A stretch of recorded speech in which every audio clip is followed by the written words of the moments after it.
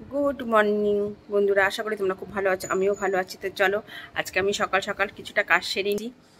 দই মধু কফি দিয়ে চুলে লাগানোর পর কিছুটা পোছাপুছি করে নেব, টিভির ইউনিটগুলো করে নিয়ে কিছুক্ষণ রাখার পর তারপরে আমি স্নান করে নেব। তাই চলো, চুলে এইভাবে করে লাগিয়ে নেব,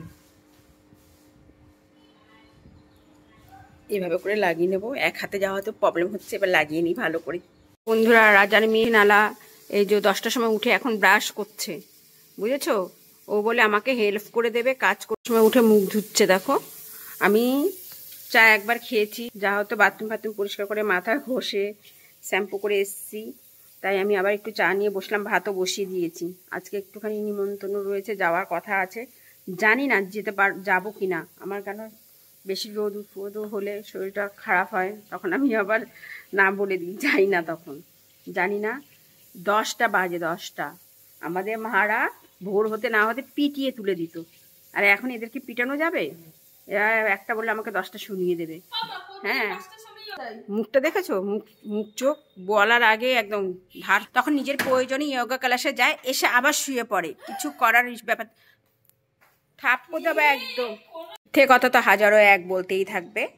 তারপরে তোমার চলো, ও শুয়ে বসে সারাদিন কাটাচ্ছে, তাই আমি চা খাচ্ছি। আমি বলছি পুজোটা তুই দিয়ে নে। আবার কি ছেলে থাকবে, ছেলের জন্য মটন করতেই হবে।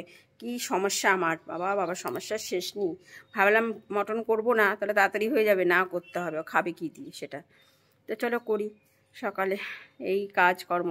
আর চুলটা বিশ্বাস করো, টক দই দেওয়ার পরে কফি দিয়ে তোমার আর হানি দিয়ে মাথায় লাগানোর পর শ্যাম্পু করেছি, মনে হচ্ছে চুল নেই, এত হালকা লাগছে। খুব ভালো মানে চুলটা যখন আঁচড়াবো তোমাদেরকে দেখাবার চেষ্টা করব। খুব সুন্দর করে দেখো কখনো, তারপর কমেন্ট করে প্লিজ আমাকে জানাবে। আগে ট্রাই করে দেখো। আমি অনেকবার করেছি, আজকে ফার্স্ট না, তোমাদেরকে দেখানো হয়ে ওঠেনি। আমি একটু চুলের যত্ন করি, স্কিনের যত্নের থেকেও বেশি আমি চুলের যত্ন করি, মানে চুলকে আমি খুব পছন্দ করি।